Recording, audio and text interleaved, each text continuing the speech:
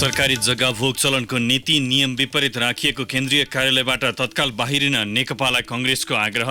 कांग्रेसप्रति नेकपाको दृष्टिकोण नकारात्मक रहेको प्रवक्ता शर्माको टिप्पणी। आगामी 2 वर्षभित्र जुम्लालाई पनि केन्द्रीय प्रसारण लाइनमा जोड्ने सरकारको लक्ष्य। 33 केबी प्रसारण लाइनका लागि ट्रान्समिसन लाइन निर्माणको काम यसै वर्ष सुरु गर्ने ऊर्जा मन्त्री पुनको प्रतिबद्धता। सेवा सुरु भएको 2 दशक हुनै लाग्दा पनि फिजियोथेरापी सेवा अस्तव्यस्त। करिब 2000 को हाराहारीमा फिजियोथेरापिस्ट भएर पनि सरकारी उदासीनताका कारण सेवा प्रभावकारी हुन सकेन। भारत प्रशासित कश्मीरमा लगाइएको प्रतिबन्धप्रति राष्ट्रसङ्घको गम्भीर चासो। मानवाधिकारको अवस्था दयनीय हुन सक्ने आशंका। र भदौ पहिलो साता काठमाडौँमा हुने एभिसी सेन्ट्रल जोन सिनियर पुरुष भलिबल प्रतियोगिताका लागि नेपाली टोलीको घोषणा। राजेन्द्र विष्ट, टेकराज अवस्थी र दुर्गा खड्काको डेब्यू। नमस्कार, खान्तिपुर डायरीबाट साथी शर्मिला अनि तेजेन्द्रको समाचार अब विस्तारमा। प्रमुख प्रतिपक्षी नेपाली कांग्रेसले सरकारी जग्गा भोगचलनको नीति नियम विपरीत नेकपाले केन्द्रीय कार्यालय राखेकोमा आपत्ति जनाउँदै तत्काल बाहिरिन आग्रह गरेको छ। ललितपुरको सानेपा स्थित पार्टी मुख्यालयमा आज आयोजित पत्रकार सम्मेलनमा प्रवक्ता विश्वप्रकाश शर्माले नीति नियम र नैतिकता विपरीत सरकारी जग्गामा नेकपाको कार्यालय रहेको समाचारले कांग्रेसलाई अचम्भित र दुखित तुल्याएको बताउनुभयो। सरकारी जग्गाको भोगचलनसँग सम्बन्धित नीति नियमको पालनामा सत्तारूढ दलले नै गम्भीरता नराख्नु दुःखद रहेको शर्माको भनाइ छ। उहाँले भन्नुभयो, हामी आशा गर्छौं यस्तो गम्भीर गल्तीप्रति क्षमा याचना गर्दै नेकपाले तत्काल सरकारी जग्गाबाट बाहिरिएर नीति नियम र नैतिकतालाई थप लज्जित बन्नबाट जोगाउनेछ। नेकपाको केन्द्रीय कार्यालय सरकारी जग्गामा रहेको समाचार सार्वजनिक भएपछि त्यसको आलोचना हुँदै आएको छ। कांग्रेसले आफ्नो दलप्रतिको नेकपाको दृष्टिकोण नै नकारात्मक रहेको समेत टिप्पणी गरेको छ। यो अहिले जारी भएर फाइनलाइज भएर सार्वजनिक हुनु पूर्व नै यसबारेमा मैले टिप्पणी गर्नुपर्ने यति मात्रै छ। नेपाली कांग्रेस पार्टीका सन्दर्भमा यसमा कुनै दृष्टिकोण छैन, यसमा दृष्टिदोष मात्रै छ। नेपाली कांग्रेस पार्टीका बारेमा जे टिप्पणी गरिएको छ, सँगैको सहयोद्धा दलले लोकतन्त्र स्थापना गर्न सँगै जेल बसेको लडेको दलले, लोकतान्त्रिक संविधान निर्माण गर्न सँगै सहकार्य गरेको दलले र यी सबै कर्म गरिरहँदै गर्दा नेपाली कांग्रेसको नेतृत्वमा सँगसँगै नेपाली कांग्रेसले बोकेको आइडियोलोजी बमोजिम रूपान्तरित हुने प्रयत्न गरेको तत्कालीन एमाले र माओवादी लगायतको दलले बनाएको दृष्टिकोण जे छ त्यसमा मैले कुनै दृष्टिकोण भेटिन, त्यसमा दृष्टिदोष मात्रै भेटिन। संसदको राज्य व्यवस्था तथा सुशासन समितिमा छलफलका क्रममा रहेको निजामती सेवाको गठन, सञ्चालन र संवादका शर्त सम्बन्धी विधेयकले आधिकारिक ट्रेड युनियन बाहेक अन्य कुनै पनि युनियन वा निजामती कर्मचारीको समूहले आफ्ना हकहितका लागि माग समेत प्रस्तुत गर्न नपाउने व्यवस्था गर्नु संविधान विपरीत रहेको कांग्रेसको ठहर छ। कर्णाली प्रदेशको जुम्लामा पनि आगामी 2 वर्षभित्र राष्ट्रिय प्रसारण लाइन मार्फत विद्युत सेवा उपलब्ध गराउने सरकारले दावी गरेको छ। केन्द्रीय प्रसारण लाइनको अभावमा जुम्लामा हाल सञ्चालनमा रहेको एकमात्र लघु जलविद्युत आयोजना बन्द भएका कारण स्थानीयवासी प्रभावित भएका छन्। प्रतिनिधि सभाको आजको बैठकमा समय मागेर बोल्दै ऊर्जा, जलस्रोत तथा सिंचाई मन्त्री वर्षमान पुनले आगामी 2 वर्षभित्र जुम्ला पनि राष्ट्रिय प्रसारण लाइन मार्फत जोडिने बताउनुभयो। जुम्लामा 33 केबी प्रसारण लाइनको लागि यसै वर्ष खास गरी दैलेख जुम्ला ट्रान्समिसन लाइनको लागि टेन्डर भएर टेन्डर पनि अवार्ड भइसकेको छ र यसै वर्षदेखि त्यो आयोजना अगाडि बढ्छ र 2076 जेठमा यो ठेक्का सम्झौता भइसकेको र 2 वर्षभित्र यो प्रसारण लाइन बन्छ। त्यसो गर्दा केन्द्रीय प्रसारण लाइनमा जुम्ला पनि आउँछ। दैलेख जुम्ला हुँदै मुगुको गमगढीसम्म र दैलेखबाट कालीकोटको मान्मसम्मको विद्युत प्रसारण लाइन निर्माणको काम जारी रहेको मन्त्री पुनले बताउनुभयो। त्यस्तै सुर्खेत जाजरकोट हुँदै डोल्पासम्मको 33 केबीको प्रसारण लाइन पनि निर्माणको क्रममा रहेको उहाँले सदनलाई जानकारी गराउनुभयो। प्रदेश 1 को आन्तरिक मामिला तथा कानून मन्त्रालयले प्रदेश सभामा पेश गरेको प्रदेश लोकसेवा आयोग सम्बन्धमा व्यवस्था गर्न बनेको विधेयकमाथिको छलफल आज सकिएको छ। छलफलमा 15 जना सांसदले भाग लिएका थिए। विधेयकमाथि सांसदहरूले उठाएको प्रश्नको जवाफ दिँदै मन्त्री हिक्मत कार्कीले प्रदेश लोकसेवा आयोग आधार र मापदण्ड निर्धारण ऐन ल्याउन संघीय सरकारले ढिला गरेका कारण प्रदेशमा विधेयक तयार गर्न समय लागेको बताउनुभयो। विधेयक पारितको प्रक्रिया सुरु भएकाले प्रदेशमा आवश्यक कर्मचारी नियुक्तिका लागि बाटो सहज हुने उहाँको विश्वास छ। संविधान र संघीय कानूनसँग बाझिने कुनै किसिमको ऐन नियम प्रदेशले बनाए स्वतः निष्क्रिय हुने बाध्यकारी व्यवस्थाको बारेमा ख्याल गर्न प्रदेशसभा सदस्यलाई आग्रह गर्दै मन्त्री कार्कीले कर्मचारी भर्ना सम्बन्धी विज्ञापन समावेशी नभएको भन्दै सांसदहरूले उठाएको प्रश्न असंवैधानिक भएको तर्क गर्नुभयो। प्रदेश 1 मा 3882 स्वीकृत दरबन्दी मध्ये हाल 2470 जना कर्मचारी कार्यरत छन्। अपुग कर्मचारी र प्रदेश सरकारले आफैले खडा गरेका सञ्चालनका लागि आवश्यक कर्मचारी पदपूर्तिको दायित्व प्रदेश सरकारमा रहेको छ। कर्मचारी अभावमा प्रदेश सरकारको कामले गति लिन सकेको छैन। प्रदेश लोकसेवा आयोग विधेयक पारित भएपछि कर्मचारी भर्नाका लागि बाटो खुल्नेछ। सुदूरपश्चिम प्रदेशमा सार्वजनिक बस सेवा सञ्चालन गर्दै आएका समितिहरूले सरकारले दिएको जेठ 19 भित्र प्रणालीमा दर्ता भए पनि यातायात सञ्चालनको तरिका भने पुरानै अपनाइरहेका छन्। अहिले पनि आलो पालोमै यातायात सञ्चालन हुँदा यात्रु मर्कामा परेका छन्। पुरानै समितिले सडक कब्जा गरी आलो पालो गाडी चलाउँदा यातायात सेवा प्रतिस्पर्धात्मक हुन सकेको छैन। धनगढी स्थित दिनेश ट्राभल्सका पूर्व जीएम बीएल चौधरीले समितिहरू कम्पनीमा दर्ता भए पनि यातायात क्षेत्रको सिन्डिकेटलाई कायमै राखेको बताउँदै समितिहरूको पहिलेको स्वरूप भङ्ग नभएसम्म यातायात सेवामा सुधार नहुने तर्क गर्नुभयो। चौधरीले अहिले पनि यातायात क्षेत्रमा नयाँ व्यवसाय प्रवेश गर्न दिने वातावरण नभएको आरोप लगाउनुभयो। एक यातायात व्यवसायीले आफ्ना 2-4वटा बसलाई आफ्नै ढङ्गले सञ्चालन गर्न समितिबाट अलगिएर प्रणालीमा जान खोजे पनि समितिका पदाधिकारीहरूले सिङ्गो समितिको एउटै कम्पनीभित्र बस्न दबाब दिएको बताउँछन्। प्रदेशको सबैभन्दा ठूलो सुदूरपश्चिम बस व्यवसायी समिति 557 शेयर सदस्यका साथ कम्पनीमा दर्ता भएको छ। सुदूरपश्चिमका विभिन्न जिल्लाबाट सञ्चालित महाकाली सेती, कर्णाली, पवनदूत, उग्रतारा, मालिका लगायत बस समितिहरू पनि सरकारले दिएको म्याद जेठ 19 भित्रै कम्पनी रजिस्ट्रारमा दर्ता भइसकेको नेपाल राष्ट्रिय यातायात व्यवसाय महासङ्घका प्रदेश 7 संयोजक टेकराज जोशीले बताउनुभयो। सुदूरपश्चिम बस समितिका अध्यक्ष पदम सापकोटाले समिति कम्पनीमा दर्ता भए पनि हालसम्म बस सञ्चालन प्रक्रिया पुरानै रहेको बताउनुभयो। सेवा सुरु भएको करिब 2 दशक हुँदा समेत फिजियोथेरापीलाई सरकारले अझै व्यवस्थित गर्न सकेको छैन। देशभरका सरकारी अस्पतालमा जम्मा 23 जनाको दरबन्दी हुनुले पनि राज्यले फिजियोथेरापी सेवालाई महत्त्व नदिएको प्रश्न हुन्छ। निजी पहलमा खोलिएका फिजियोथेरापी केन्द्र जान बाध्य सेवाग्राही आवश्यकता भन्दा कैयौं गुणा बढी शुल्क तिर्न बाध्य छन्। आवश्यक नियमनको अभावमा कतिपय केन्द्रको सेवा प्रभावकारी नहुँदा सेवाग्राहीहरूमा उल्टै समस्या बल्झिँदैछ। एक रिपोर्ट। फिजियो गरेपछि त धेरै फरक हुन्छ नि। फिजियो गर्दाखेरि कति रिल्याक्स हुन्छ खुट्टा, त्यसपछि फेरि स्टिफ हुन्छ, त्यही त हो नि हड्डीको। अब 9 महिना अघि खुट्टा भाँचिएपछि फिजियोथेरापी गरेर हिँडुल गर्न सक्ने भएपछि अनुभव सुनाउँदै कीर्तिपुरकी रमिता सिंह महर्जन बच्चादेखि वृद्धसम्म नसा, हड्डी, मांसपेशी लगायतका समस्या विशेष व्यायामबाट निको बनाउने यो सेवा सरकारी अस्पतालमा न्यून शुल्कमा लिन पाइन्छ। पाटन स्वास्थ्य विज्ञान प्रतिष्ठानको फिजियोथेरापी शाखाकी प्रमुख लक्ष्मी सुवेदी जनरल पेसेन्टहरू जस्तै जो मान्छे यहीँ आएर टिकट काटेर यहीँ जचाएर अनि यहाँ फिजियोथेरापी सेवाको लागि आउनुहुन्छ उहाँहरूको लागि जनरल चार्ज हुन्छ। कोही चाहिँ बाहिर प्राइभेटमा देखाएर आउनेहरूलाई चाहिँ प्राइभेट चार्ज हुन्छ, अलिकति फरक छ। यहीँ जनरल पेसेन्टहरूको लागि मिनिमम भनेको 135, म्याक्सिमम 385 सम्म म्याक्सिमम हुन्छ। तर आवश्यक दरबन्दी नहुँदा सेवा प्रवाह प्रभावकारी हुन सकेको छैन, जसका कारण सेवाग्राही निजी लगानीमा खुलिएका फिजियोथेरापी केन्द्र धाउन बाध्य छन्। बढी रकम भन्दा पनि प्रशिक्षार्थी थेरापिस्टहरूले जटिल समस्याको समाधान गर्न खोज्नु निजी फिजियोथेरापी केन्द्रको प्रमुख समस्या हो। फिजियोथेरापी संघका अध्यक्ष लक्ष्मण अधिकारीको अनुभव छ। नसा च्यापिँदाखेरि गर्ने उपचार एउटा खालको उपचार भइराखेको छ। म निको बनाइदिन्छु, मैले कताबाट कोर्स गरेर आएको भनेर एकजना बिरामी जानुभएको रहेछ। उहाँले 10 दिन जति त्यहाँ उपचार गर्नुभयो। 10 दिन पछाडि उहाँले उपचार गर्दा गर्दै उहाँ चाहिँ अहिले हिँड्नै नसक्ने भएर मैले उपचार गर्ने ठाउँमा आइपुग्नु भएको थियो। अब भनिसकेपछि अब त्यसले जसले जे गर्दा पनि पाउने, अब उसँग सर्टिफिकेट पनि नचाहिने, उसले जिम्मेवारी पनि लिनु नपर्ने भइसकेपछि त्यो खालको एउटा अवस्था। अधिकारीका अनुसार नेपालमा करिब 2000 हाराहारीमा फिजियोथेरापिस्ट छन्, जसमध्ये केहीले निजी अस्पतालमा पनि प्रभावकारी सेवा प्रवाह गरेका छन्। केही अवसरको खोजीमा विदेशिएका छन् भने कोही वैकल्पिक व्यवसायमा रमाइरहेका छन्। सरकारले भने अस्पतालको वर्गीकरण गरेर फिजियोथेरापी केन्द्रको विस्तार गर्न थालिएको दावी गर्दैछ। स्वास्थ्य तथा जनसङ्ख्या मन्त्रालयका नीति तथा योजना महाशाखा प्रमुख डाक्टर गुणनिधि शर्मा कुन खालका विशेषज्ञहरू कस्तो सेवाहरू चाहिन्छ भनेर त्यसका पदहरू क्रिएट गर्ने सरकारी अस्पतालहरूमा प्राथमिकदेखि लिएर तृतीय तहका अस्पतालहरूमा चाहिँ अनि ओएनएम सर्वे हुन्छ। त्यस सर्वेले फिजियोथेरापी लगायतका सेवा प्रदान गर्नु दिने त्यस्तो जनशक्तिको व्यवस्थापन गर्छ।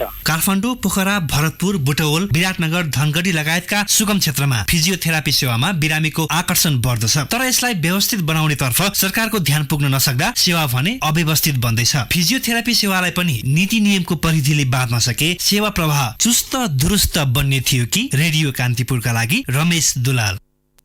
कान्तिपुर डायरीमा अब ब्रेकको पालो। अब बाँकी प्रसङ्ग। प्रधानमन्त्री केपी शर्मा ओली सिङ्गापुरमा स्वास्थ्य परीक्षण सकेर आगामी आइतबार स्वदेश फर्कनु हुने भएको छ। प्रधानमन्त्रीका प्रेस सल्लाहकार डाक्टर कुन्दन अरियालले आइतबार अपराह्न प्रधानमन्त्री स्वदेश फर्कनु हुने जानकारी दिनुभयो। उहाँले भन्नुभयो, शुक्रबार आउनुहुन्छ कि भन्ने लागेको थियो, तर स्वास्थ्य परीक्षण भइरहेको छ। चिकित्सकहरूसँगको परामर्शपछि उहाँ आइतबार मात्रै आउनुहुन्छ। यसअघि उहाँ नियमित स्वास्थ्य परीक्षण गराउन थाइल्यान्ड जानुभएको थियो। प्रधानमन्त्री ओलीको सिङ्गापुर स्थित नेसनल युनिभर्सिटी हस्पिटलमा स्वास्थ्य परीक्षण भइरहेको छ। उहाँ नियमित स्वास्थ्य परीक्षणका लागि यही साउन 18 गते त्यसतर्फ जानुभएको थियो। करिब 7 लाख रुपियाँ घुस लिएको आरोपमा पूर्वाञ्चल विश्वविद्यालयका प्रशासकीय अधिकृत गिरिराज कोइराला काठमाडौँबाट पक्राउ परेका छन्। अख्तियार दुरुपयोग अनुसन्धान आयोगको केन्द्रीय कार्यालय टङ्गालबाट खटिएको टोलीले कोइरालालाई काठमाडौँको दरबार मार्ग स्थित शेर्पा मलबाट अघि साँझ पक्राउ गरेको हो। सेवाग्राहीबाट 6,75,000 लिइसकेको अवस्थामा कोइरालालाई पक्राउ गरिएको आयोगले जनाएको छ। उनले जोरपाटी स्थित स्तुपा कलेजका विद्यार्थीहरूको समस्या समाधान गरिदिने भन्दै घुस लिएको दावी आयोगले गरेको छ। अख्तियारका अनुसार कोइरालालाई हिरासतमा राखी थप अनुसन्धान भइरहेको छ।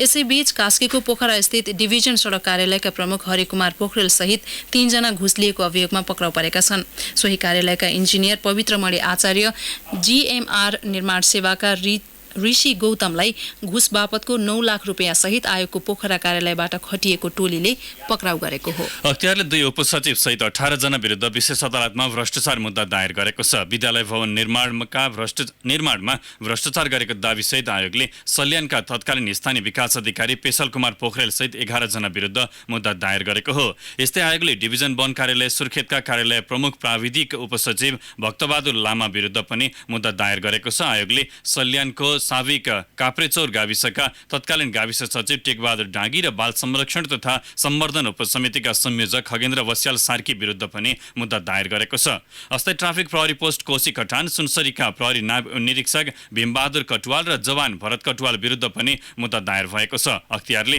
नापी कार्यालय चितवनका सर्वेक्षक राजेश कर्मचारी विरुद्ध पनि आज मुद्दा दायर गरेको छ। यसैगरी अख्तियारले कपिलवस्तु स्थित शुद्धोधन गाउँपालिकाको श्री माध्यमिक विद्यालयका प्रावि शिक्षक सुशीला देवी गौतम विरुद्ध समेत भ्रष्टाचार मुद्दा दायर गरेको छ। मुद्दा दायर भएसँगै उपभोक्ता समितिका 4 बाहेक 14 जना सरकारी सेवाबाट निलम्बित भएका छन्। दूरसञ्चार कम्पनी विस्तारका लागि भन्दै विवादित व्यापारी अजयराज सुमार्गीले भित्राएको 2 अर्ब बढी रुपियाँको वैधानिकता विवादमा सर्वोच्च अदालतले सम्पत्ति शुद्धिकरणको सक्कली फाइल मगाएको छ। न्यायाधीशद्वय डाक्टर आनन्द मोहन भट्टराई र डाक्टर मनोज शर्माको संयुक्त इजलासले 2 वर्षपछि यो विवादमा फैसला सुनाउन आवश्यक विवरण मगाएको हो।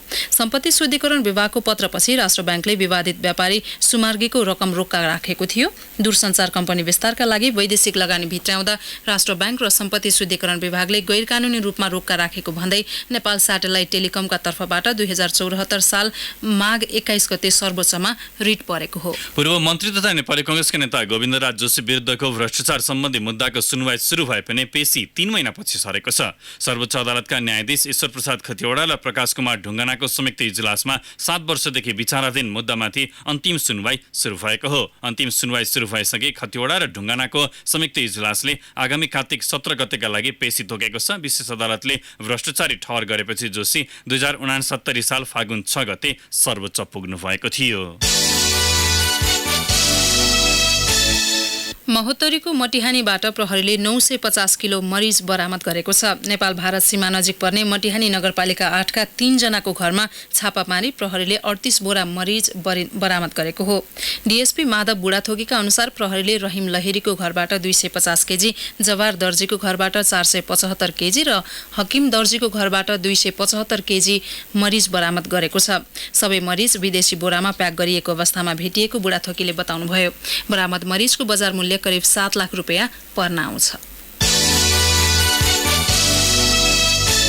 अब केही समाचार संक्षेपमा। पोखरामा डेङ्गुका 19 बिरामी भेटिएका छन्। स्याङ्जा र तनहुमा पनि एक जनामा डेङ्गु पाइएको स्वास्थ्य निर्देशनालयले जनाएको छ। संस्कृति पर्यटन तथा नागरिक उड्डयन मन्त्री योगेश भट्टराईले आगामी पुष महिनाभित्र अन्तर्राष्ट्रिय गौतम बुद्ध विमानस्थल निर्माणको काम पूरा हुने दावी गर्नुभएको छ।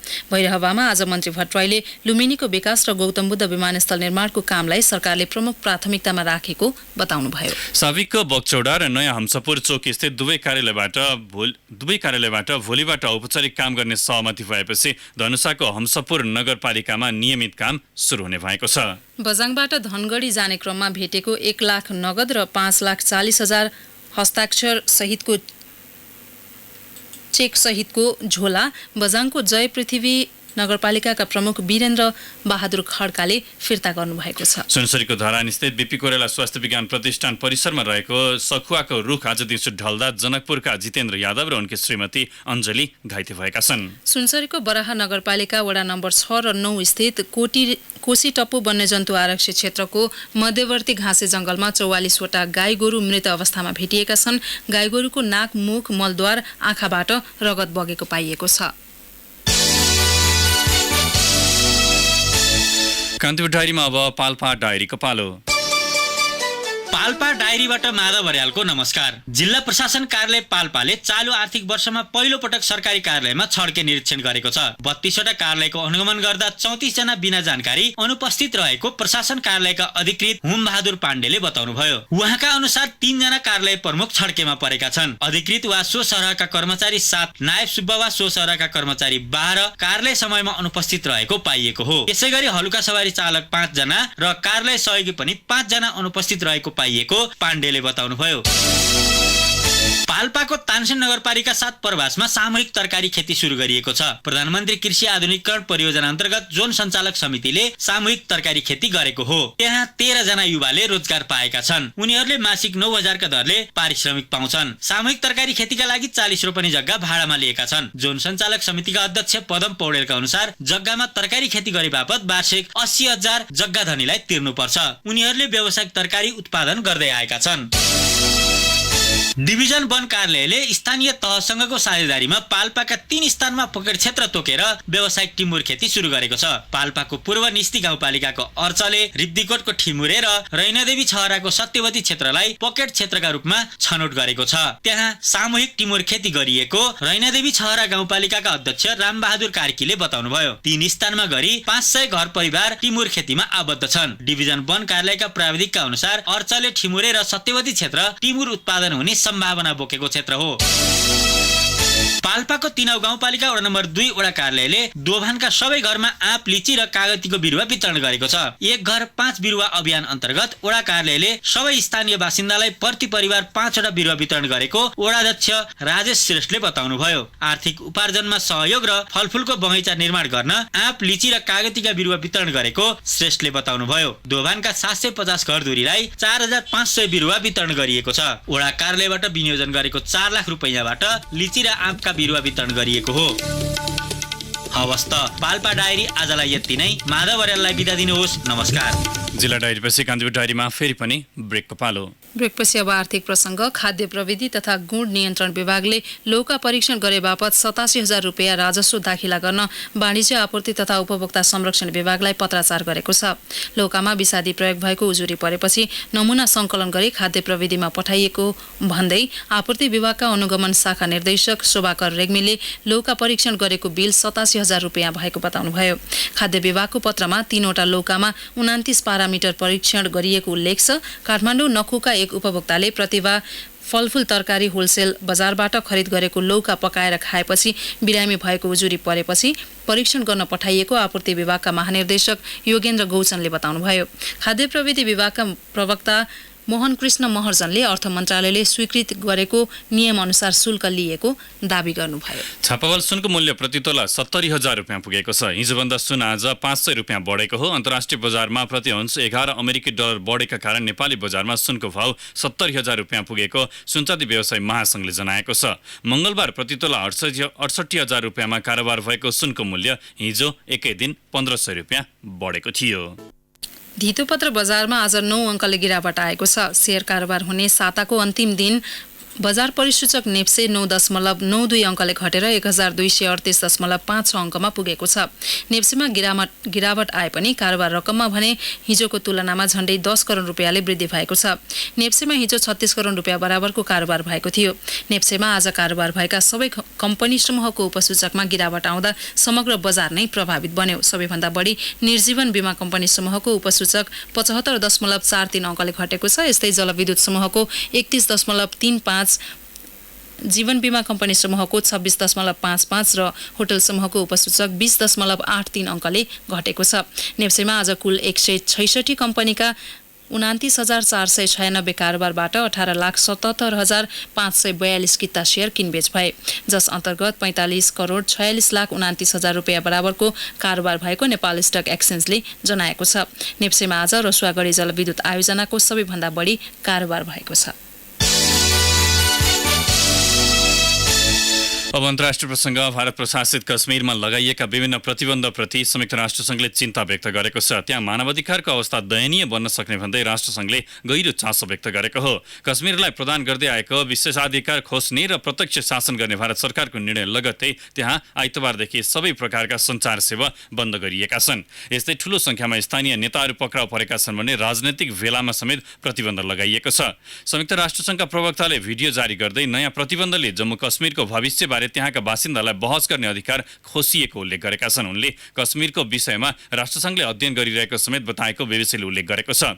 भारत र पाकिस्तान दुवैले कश्मीरमाथि दावी गर्दै आएका छन्। यसैबीचमा भारतले कश्मीरलाई विशेषाधिकार प्रदान गर्ने संविधानको 370 अनुच्छेद संशोधनको निर्णय गरेपछि यसले अन्तर्राष्ट्रिय जगतको समेत ध्यान तानेको छ। पाकिस्तानले भारत सरकारको सो निर्णयको विरोध गर्दै आएको छ। यसैबीच राजनैतिक दलका 300 नेतालाई कश्मीरमा पक्राउ गरिएको रोयटर्सले उल्लेख गरेको छ। ठूलो संख्यामा भारतीय अर्धसैनिक कश्मीरमा तैनात गरिएका छन्।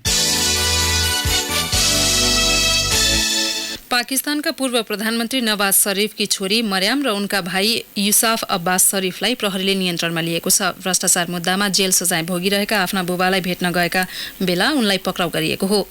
मर्यामलाई नियन्त्रणमा लिनुलाई उनी आबद्ध पार्टीले राजनीतिक षड्यन्त्रको संज्ञा दिएको छ। यद्यपि उनी भ्रष्टाचारको आरोपमा मुछिएकाले अनुसन्धानका लागि नियन्त्रणमा लिइएको त्यहाँको भ्रष्टाचार सम्बन्धी जाँचबुझ ब्युरोले जनाएको छ। विशेष गरी शरीफ परिवारको स्वामित्वमा रहेको चिनी मिलमा भएको भ्रष्टाचारबारे अनुसन्धानका लागि मर्यामलाई नियन्त्रणमा लिएको ब्युरोले जनाएको छ। अब खेल प्रसङ्ग। काठमाडौँमा आगामी भदौ पहिलो साता हुने एबिसी सेन्ट्रल जोन सिनियर पुरुष भलिबल प्रतियोगितामा 3 नयाँ खेलाडीले राष्ट्रिय टोलीमा डेब्यू गरेका छन्। बन्द प्रशिक्षणमा रहेका 18 खेलाडीमध्ये 4 जना बाहिरिएपछि 14 सदस्यीय टोलीको टुङ्गो लागेको हो। प्रशिक्षणमा रहेका मध्ये दुर्गा महतो, राजु शेरचन, शरण सामरी र द्वारिका थापाले अन्तिम टोलीमा स्थान पक्का गर्न सकेनन्। राष्ट्रिय टोलीमा पहिलो पटक अटाउनेमा राजेन्द्र विष्ट, टेकराज अवस्थी र दुर्गा खड्का छन्। नेपाली टोलीका मुख्य प्रशिक्षक हान एभिङले राष्ट्रिय टोलीमा अटाएका खेलाडीहरूबारे सबै खेलाडीलाई जानकारी गराइसकेको बताउनुभयो। यद्यपि टोलीको घोषणा भन्ने आगामी आइतबार हुनेछ। प्रतियोगितामा Kyrgyzstan, Turkmenistan, Afghanistan, Uzbekistan, Maldives र बङ्गलादेशको सहभागिता रहनेछ। भदौ 2 देखि 7 गतेसम्म हुने प्रतियोगिताका लागि इमरान मगर, कुलबहादुर थापा, धनबहादुर भट्ट, दीपकराज जोशी, विशाल विक, विनोद बहादुर चन्द, हरिहजुर थापा, राजकुमार निरौला बन्द प्रशिक्षणमा छन्। यस्तै राजेन्द्र विष्ट, ईश्वर थापा मगर, दुर्गा खड्का, हरिबहादुर अधिकारी, टेकराज अवस्थी र नरेन्द्र गिरी 14 सदस्यीय टोलीमा अटाएका छन्। इटालियन क्लब इन्टर मिलान र इङ्ग्लिस क्लब म्यान्चेस्टर युनाइटेड बीच बेल्जियन स्ट्राइकर रोमेलु लुकाकुको स्थानान्तरणलाई लिएर सहमति भएको छ। इन्टरले 7 करोड 40 लाख पाउन्डमा लुकाकुलाई क्लब भित्राउन लागेको हो। गत जुलाईमा इन्टरले लुकाकुलाई 5 करोड 40 लाख पाउन्ड तिरेर क्लब भित्राउने इच्छा देखाएको थियो। म्यान युनाइटेडको प्रशिक्षणमा गत मङ्गलबार अनुपस्थित भएपछि लुकाकुलाई क्लबले जरिवाना गर्ने निर्णय गरेको छ। 26 वर्षीय स्ट्राइकरले 2 दिन यता आफ्नो पूर्व क्लब एन्डरलेकमा प्रशिक्षण गरिरहेका छन्। सन् 2017मा एभर्टन छाडेर म्यान युनाइटेड आएका लुकाकुले 96 खेलमा 42 गोल गरेका छन्। म्यान युनाइटेडले यो सिजनमा 14 करोड पाउन्ड खर्च गरेर Harry Maguire, Aaron Wan Bissaka र ड्यानियल जेम्सलाई भित्राइसकेको छ। वेस्ट इन्डिज र इन्डिया बीचको पहिलो वनडे क्रिकेट अहिले जारी छ। भारी वर्षा भएपछि खेल 43 ओभरमा छट्याइएको थियो। इन्डियाले टस जितेर फिल्डिङ रोजेपछि वेस्ट इन्डिजले अहिले ब्याटिङ गरेको छ। उसले 3.2 ओभरमा बिना क्षति 4 रन जोडेको छ। क्रिजमा एभिन लेविस र क्रिस गेल रहेका छन्। हस्त यसै साथै कान्तिपुर डायरीका आजका सम्पूर्ण बुलेटिनहरू यहीँ सकिन्छन्। नियमित बुलेटिन भोलि बिहान 6:30 बजेबाट हुनेछ। तबसम्मलाई शर्मिला अनि तेजेन्द्र आगे माग्छौँ। नमस्कार, शुभरात्रि। सूचना र मनोरञ्जनको संवाहक रेडियो राष्ट्रको रेडियो कान्तिपुर।